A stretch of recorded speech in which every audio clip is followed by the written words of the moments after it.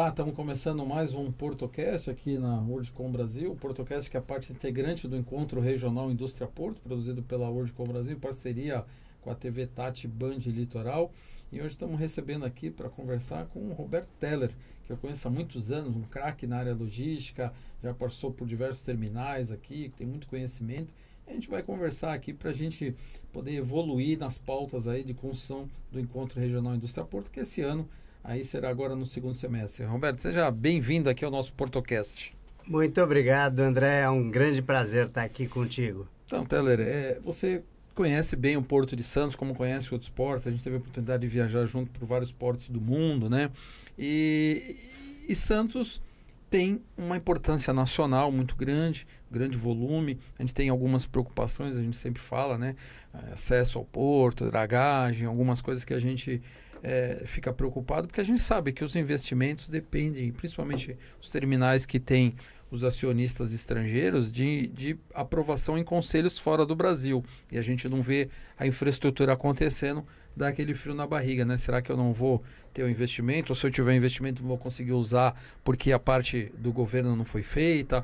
Mas o que eu queria perguntar para você é o seguinte: o Porto de Santos hoje, ele tem a mesma eficiência que os portos europeus e asiáticos, ou a gente ainda deixa um pouco a desejar?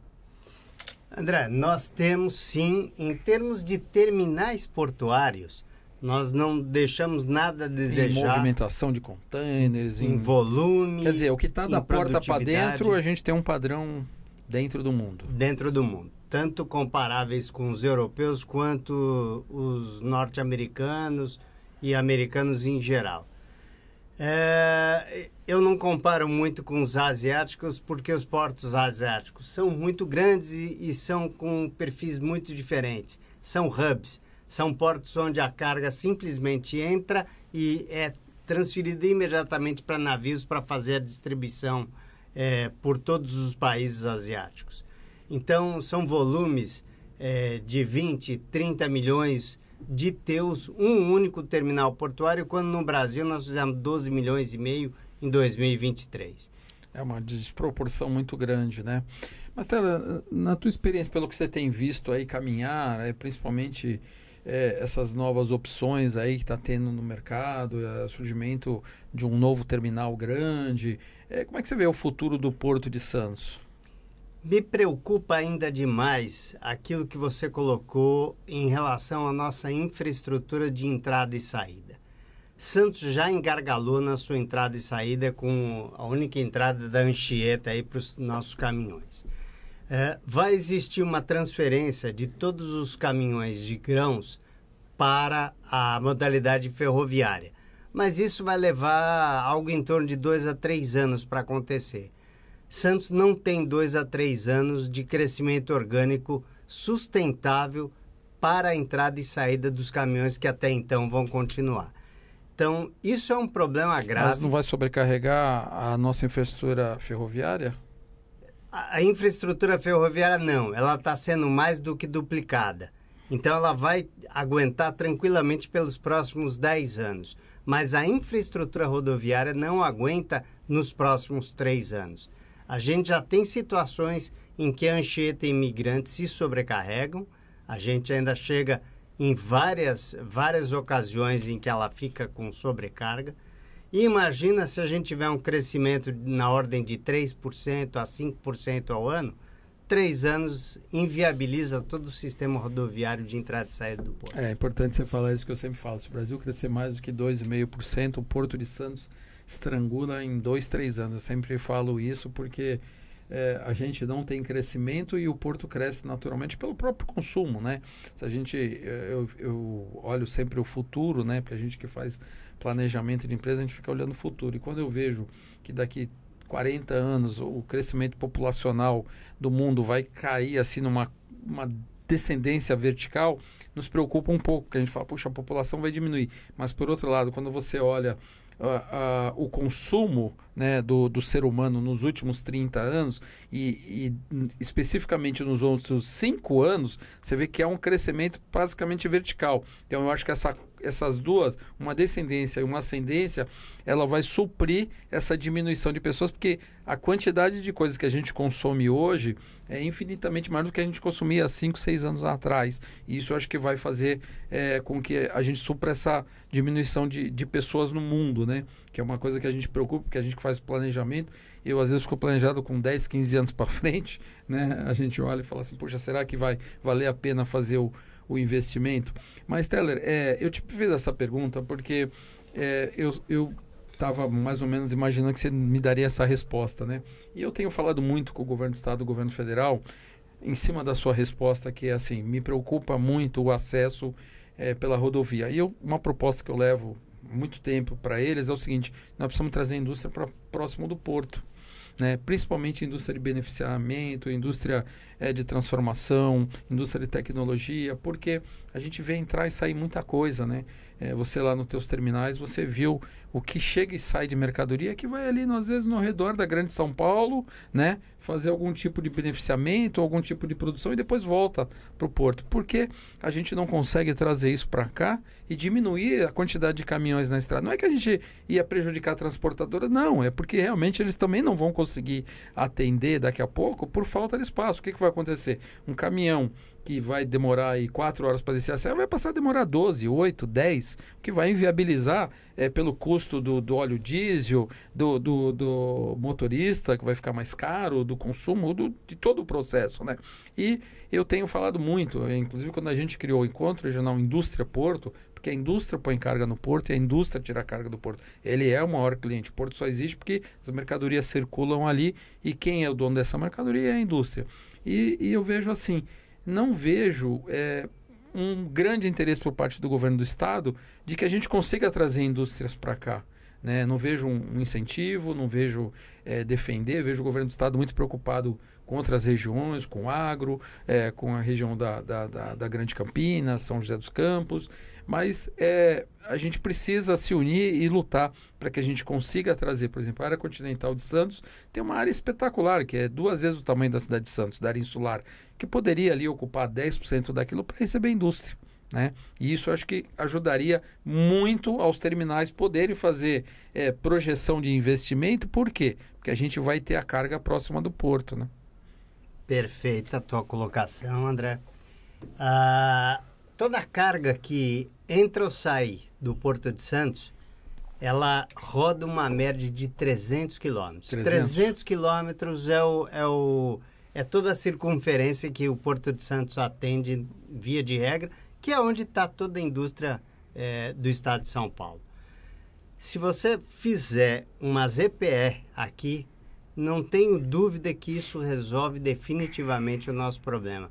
Eu diria até que a gente teria capacidade de reduzir algo em torno de 30% a 50% todo esse deslocamento dos 300 quilômetros, trazendo uma ZPE para cá, fazendo as montagens aqui, fazendo as distribuições todas daqui, ou o recebimento todo aqui. Porque a ZPE, a lei foi promulgada lá em 2008.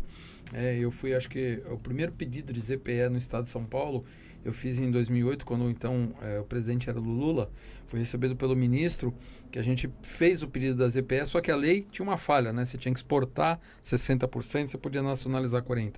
E no ano de 2022, a lei mudou para que seja realmente incentivado a vinda de ZPEs. Eu acho que já está demorando, a gente já teria que ter a ZPE da Baixada Santista constituída, independente de ser em Santos, em São Vicente. O que a gente precisa é realmente trazer o conceito de ZPE para cá, para que a gente consiga realmente trazer a indústria para próximo do porto. É importante para a geração de emprego, é importante para o desenvolvimento do porto, é importante dar segurança para os terminais. Mas, Teller, você trabalhou em terminal que operava muito veículo, né?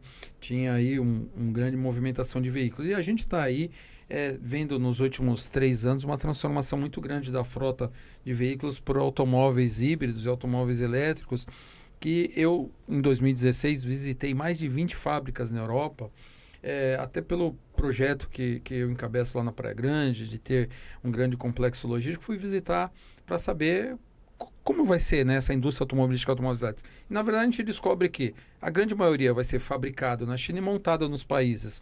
E o Brasil não vai ser diferente, né? Você trabalhou ali com muita exportação e importação de automóveis. E eu entendo que a gente hoje aqui no Porto de Santos, a gente tem poucos terminais preparados para esse tipo de carga, não é? Não tenha dúvida. Nós temos um único terminal no Porto de Santos que opera 95% da carga de todos os veículos exportados ou importados. Você fez uma menção de importação e exportação. 95% dos veículos são exportados, 5 a 10% são importados. E existe um outro terminal que ainda está em discussão de renovação, que tem a capacidade também de trabalhar com veículos. Mas nós não temos nenhum outro terminal nem autorizado por concessão e nem preparado para essa infraestrutura. Mas você acha que o que a gente tem hoje de área física é o suficiente para que a gente consiga... Porque eu entendo, quando a gente vai à China, né? Hoje, 70% da frota da China já é automóvel, ou é híbrido ou elétrico, né? E isso é uma tendência que vai ter no mundo. Então, vai ter uma transformação dessa frota. E lógico que a gente fala automóveis, mas vem ônibus, vem trator, motocicletas, bicicletas e tudo que é meio de transporte vai vir elétrico. Mas você acha que a gente tem de espaço físico hoje? Ou a gente precisaria criar terminais retroportuários que consigam fazer esse atendimento? Possivelmente isso vai acontecer naturalmente. Assim como aconteceu, como surgiram os terminais retroportuários? Surgiram justamente porque os terminais portuários molhados, num determinado momento, não tinham capacidade para receber toda a carga e para reter aquela carga de importação. Então, os retroportuários se aproveitaram de uma situação, abriram um porto seco, né? E transferiram a carga dos molhados para eles. Eu acredito que isso, à medida em que o mercado crescer e não houver novas licitações permitindo ou que não haja espaço no Porto de Santos para novas licitações de terminais adequados para carga de veículos, naturalmente vão surgir terminais retroportuários, ou os atuais ou novos, que possam lidar com esse tipo de carga. Assim. Assim, na tua visão de futuro, falando do Porto de Santos aí, a gente vê a necessidade, principalmente eu acho que Santos, por estar 60, 70 quilômetros da maior capital consumidora, né, da América Latina, que é a cidade de São Paulo, da sua pujança econômica. São Paulo tem umas particularidades que a gente às vezes conta para alguns amigos, se você tem filhos morando fora do Brasil, que as pessoas não acreditam. Eu às vezes falo para a família da minha mulher em Portugal, que nós temos fila para decolar o helicóptero do aeroporto de Campo de Marte, e eles acham que é mentira, mas a gente fala, mas São Paulo tem essas coisas, né? E São Paulo sempre vai ter isso, e a gente vê que é crescente a quantidade de pessoas cada vez mais endinheiradas e cada vez mais propondo novos negócios que vão tornar pessoas mais ricas ainda, que consomem cada vez mais e que precisam ter a expansão dos seus negócios. E Santos está aqui do lado, né? A gente está a 60, 70 quilômetros dali,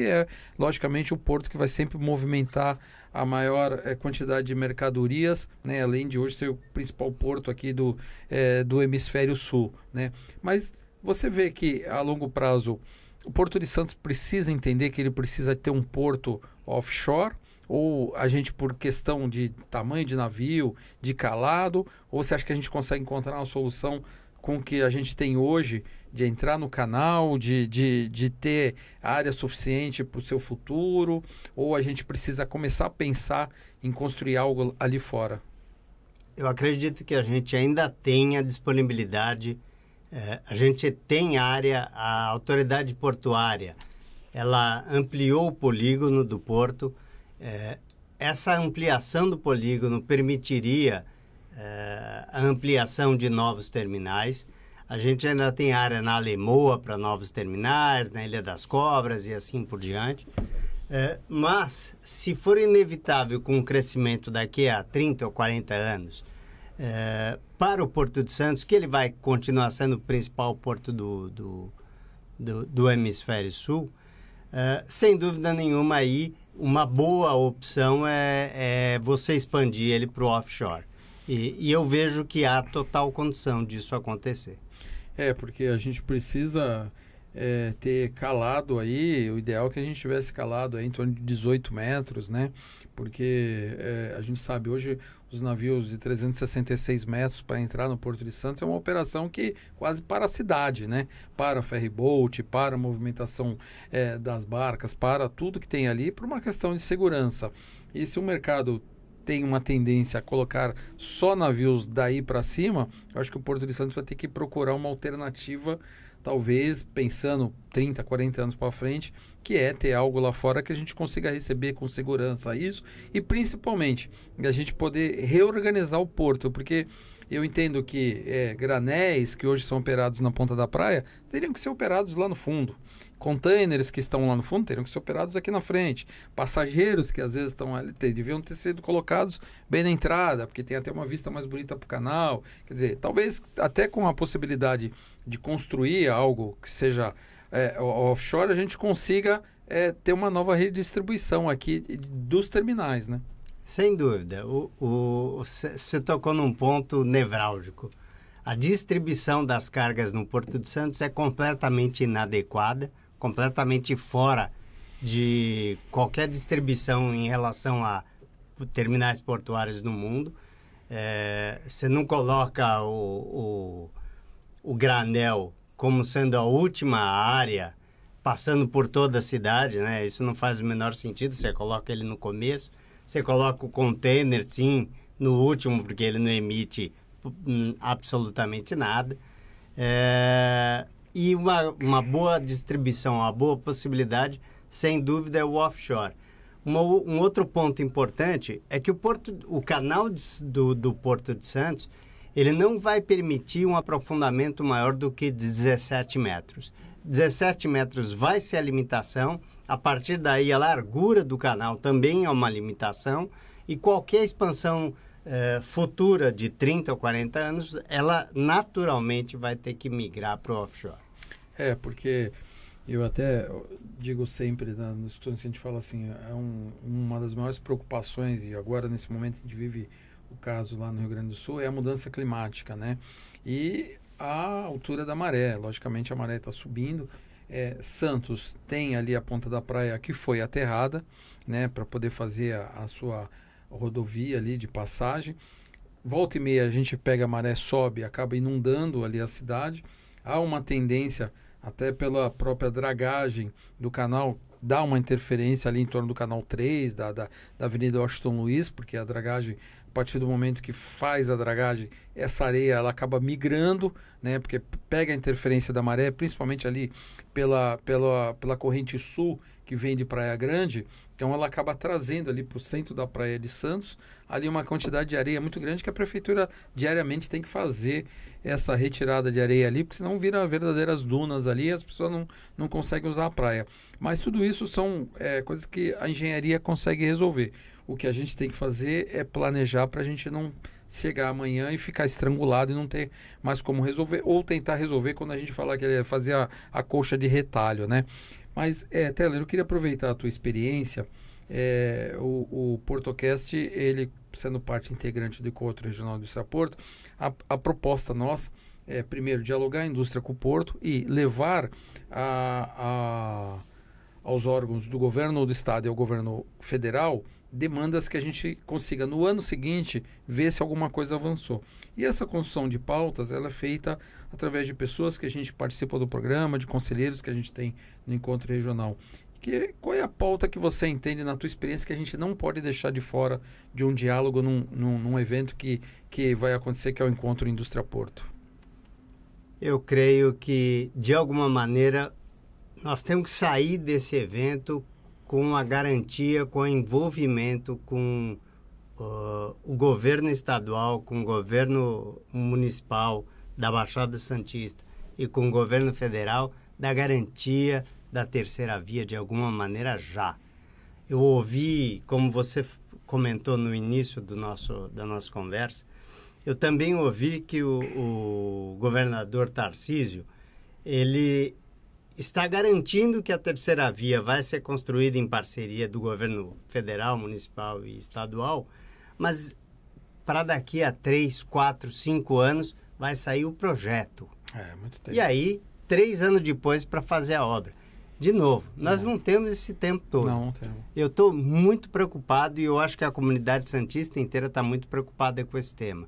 A gente precisa, de alguma maneira, nos mobilizarmos para garantir ou que a gente consiga trazer a ZPE imediatamente para cá e reduzir o impacto desse fluxo rodoviário, ou que a gente faça, de alguma maneira, esse projeto sair através de doação ou do que quer que seja em tempo recorde. Porque isso que você está falando, aí mais 4, 5 anos de execução, nós estamos falando de 10, 12 anos para frente. Se não houver nenhum tipo de embargo judicial por questão ambiental ou desapropriação, questão de valor de desapropriação. Então, quer dizer, é um risco muito grande que não podemos correr. Eu acho que eu sempre falo, ensinei para o meu filho que tudo que a gente faz a gente tem que minimizar os riscos e a gente não pode pensar numa atividade portuária no porto, o principal porto do Brasil, correndo risco. Eu acho que a gente realmente, isso que você falou é importante, a gente vai colocar, eu vou colocar como ponto crucial da discussão, uma garantia de que nós temos que ter um empenho, principalmente dos 9 municípios, do governo do estado e do governo federal. Perfeito. Você tocou num ponto do planejamento. Em 2003, ou seja, mais de 20 anos atrás, eu dirigi uma transportadora rodoviária de carga, era uma das 3 maiores do país, e naquela ocasião o Brasil tinha 10% das suas vias asfaltadas. Hoje, 21 anos depois, ele tem 13% das suas vias totais asfaltadas. Ou seja, planejamento em infraestrutura no nosso país e investimento em infraestrutura ou investimento do governo ou do estado inexistem. E isso é uma preocupação. Então, de alguma maneira, a gente tem que se mobilizar, a sociedade tem que se mobilizar, a comunidade industrial e portuária se mobilizar e fazer acontecer. Isso que você está falando é importante, para quem está nos acompanhando ter uma ideia. Um país em desenvolvimento ele tem que ter 8% do seu PIB em infraestrutura. O Brasil nunca investiu 1% do seu PIB em infraestrutura. Então, o que acontece? Como é que você quer crescer num país que não proporciona crescimento? Como é que você quer levar o desenvolvimento se você não dá o acesso? Como é que você quer receber mercadorias se você não tem como trazer o navio? Quer dizer, é você realmente inibir o progresso do Brasil. Isso, esses dados que você dá, eu lembro que quando observei, quando começaram a fazer as privatizações da linha férrea, nós tínhamos menos quilômetros de ferrovia do que quando o Barão de Mauá entregou. Quer dizer, é um absurdo que o Brasil passa, um descaso. Para mim, é falta de gestão pública, isso é não ter um gestor ali que entenda a importância. Eu sempre falo, o Brasil, quando tomou a ideia de não ser um país industrial, errou. Não há economia forte no mundo que não tenha uma indústria forte por trás. É emprego qualificado, é geração de receita, é exportação, é divisa, é dinheiro entrando. Então, o Brasil comete muitos erros que a gente tem que trabalhar para corrigir. Principalmente, a gente tem que cobrar ações e compromisso das autoridades, porque se a pessoa se compromete a ser autoridade, se concorre a um cargo público, ele tem que estar disposto a receber cobrança. É isso que a gente sempre fala, Não é só estar ali tirando fotografia, dando aperto de mão. Ele tem que estar disposto a ser cobrado e principalmente de assumir compromisso. Então, queria agradecer muito, Teller, a tua experiência, a tua disposição de vir aqui participar com a gente e colocar aqui o nosso Portocast à tua disposição quando você quiser e puder participar aqui. Vai estar sempre de portas abertas. Obrigado mesmo pela tua presença. Eu é que agradeço, André, é um enorme prazer. Foi muito agradável a gente trocar essas ideias. Muito obrigado.